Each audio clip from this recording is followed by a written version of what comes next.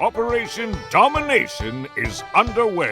The ultimate game plan to dominate your NFL experience. With your hosts, Dan Maiden. But what's more impressive to me about the Chase Thornton. Yeah, I mean, I got it. Chris Dowhouse.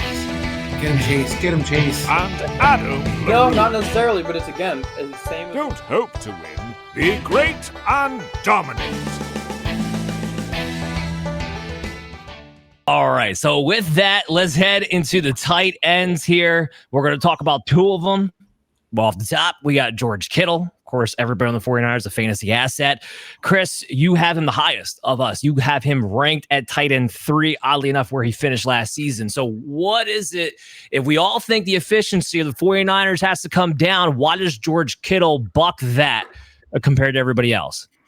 Well, number one, you didn't hear me say the efficiency of the 49ers had to come down. I wasn't on one of those. That's people true. We did not next hear you on that. That's okay. fair. And number two, George Kittle was a guy who went over 1,000 yards at tight end position last year. Whoa. Turning Dan's screens upside down on that one. We saw George Kittle go over 1,000 yards last year as a tight end position. It was something that we don't see very often in the tight end position last year. I think one other guy went over 1,000 yards last year.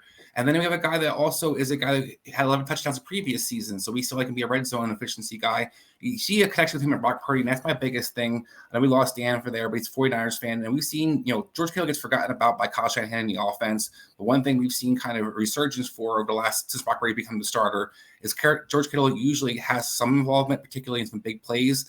And George Kittle's that tight end that can win a week for you. There's going to be some low weeks here or there, but every tight end usually has that outside the top 1 or 2.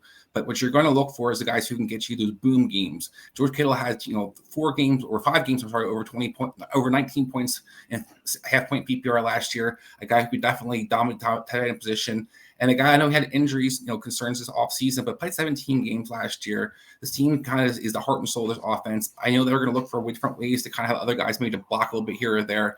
But George Kittle is a guy that, as long as he's healthy and on the field, is a threat that get you big time yardage, and a red zone guy and a Brock Purdy favorite. If anything happens to this passing attack, or Brandon Ayuk's out, or Deebo Samuel's out, or whatever happens, Court Kittle is going to continue to benefit from that. And if we see any regression in Christian McCaffrey's usage in the red zone, all the rushing touchdown opportunities he had, maybe a couple of those go to George Kittle, and suddenly you have a huge difference from 7 touchdowns to 9 touchdowns. And we have a guy who was number 1 last year. So George Kittle to me is a guy that I see a lot of consistency the last 3 years, and a guy that has a lot of upside as well. So until those wheels fall off, I'm not jumping off George Kittle. So I have him. I think me and Adam have him at 7. Chase, you have him at 6. You're the outlier. Dan also at 7. What do you like about him at 6? Well, again, I mean, like we said, he finished that high last year. He could finish that high. We know he has that ability.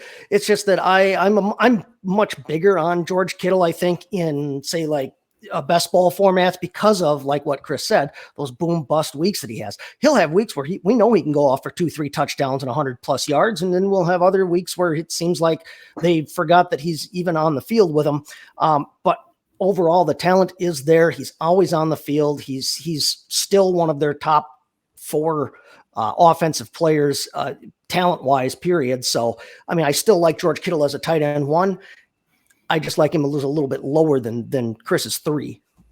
That seems reasonable. Chris, you have Trey McBride as a tight end 8. You have some splaining to do. The rest of us are all higher. I'm kind of like, I'm thinking Marvin Harrison Jr. is going to be a limiting factor here. Maybe everyone else agrees with that. But is that your primary argument for having him as That's a big part of it. I mean, what we saw Trey McBride become was basically the offense outside James Conner for the Arizona Cardinals. Marquise Brown going down with injury. Who were you going to replace him with? Zach Pascal? There was no receivers to throw the ball to but Trey McBride. And the upside, even with all those targets, was what I'm kind of struggling with. I'm big on seeing guys, can you get me big boom games when you get the target opportunities? 10 catches or 95 yards and half-point PPR is awesome. How often is that going to happen for a tight end position? Not consistently for Trey McBride. So that's where I have some concerns. Are you going to be this offense for this team versus, as Adam alluded to, Marvin Harrison, I do think will be the target hog for this offense. And Trey McBride, that he kind of replacing him in that sense. And then touchdowns, get 3.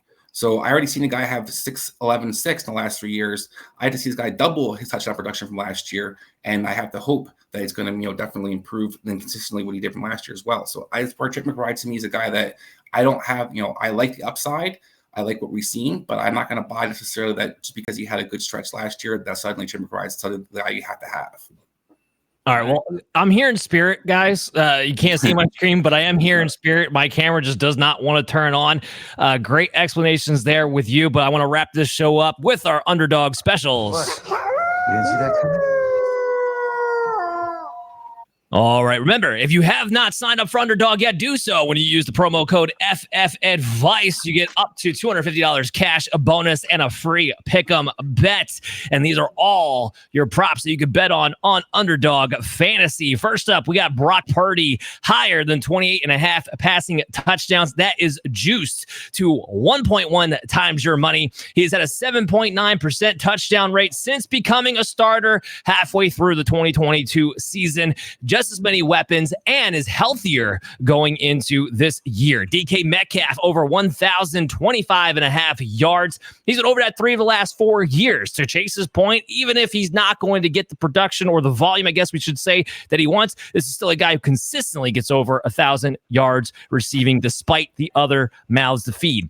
Trey McBride, higher than 750.5 yards, will at least be the number 2 target on the team. Became a full-time starter in week 8 with 10 starts. From that point on, he produced 655 yards, and that was only in 10 games. It was a pace of 1,100. We could see significant regression, and he still hit the over on his 750.5 receiving yard prop. And that is your underdog special. Just because you can't see my face doesn't mean we didn't have a great time. Bob, I want to thank you so much for coming on. Tell the people what you got working on, where they should be checking you out, and we can't wait to see you at the Expo again this season. I will be there at the Expo. Looking forward to having a good time. King's Classic Draft's always a blast for me, and all the other festivities, which are copious and growing with each passing years. You can find me at Football Guys on the Audible channel, on the YouTube. My weekly fantasy notebook column available free of charge there at the site every week. So kind of check that out. Also, you can hear me in about an hour from now on Sirius XM Fantasy Sports Radio. Mike Dempsey and myself will be on the Football Diehard Show. We're on 5 nights this week. We'll go to our 4 nights a week next week, every night, 10 to midnight, except Tuesday. So be ready for that. And then once the season starts, you will be so sick of me, it will be impossible to escape me. I will be on 6 days a week of radio. And by the way, I got a new thing coming out of Football Guys, a daily audio update for in the morning, just kind of a quick news update that I think you'll all enjoy. So check it all out. Make sure you are checking out Bob. Bob, we can never get sick of you, okay? We want more and more Bob. And the best thing about radio, you don't have the video issues that I'm dealing with right now either. Make sure you guys check us out next week. We'll be back with Brian Scott, Dr. Brian Scott. We're going to give you a breakdown of all the injuries and the fantasy value that comes with it for every team going into the season. It's going to be a big one and a fast-paced show. Make sure you check us out on the Fantasy Football Advice Network YouTube page. Check out Operation Domination on your favorite podcast app. We're available to you on every podcast that you listen to. Give us all a follow on social media, and everyone have a great weekend. Hey there, I'm proud to say that Underdog Fantasy is the newest sponsor of our show, and it's my favorite place to play fantasy games. No waivers, no trades, no lineup settings, just best ball for season-long drafters all year long. And you gotta check out Pick'em. It's so easy to play. Just pick 2 to 5 stats of your favorite players. You can choose whether they go higher or lower on those stats, and if you can pick 5 in a row, you can win 20 times your money. Sound like fun? Well, guess what? You can sign up with promo code FFAdvice today to claim your special pick, plus a first-time deposit offer up to $250 in bonus cash. I cannot wait to see your entries.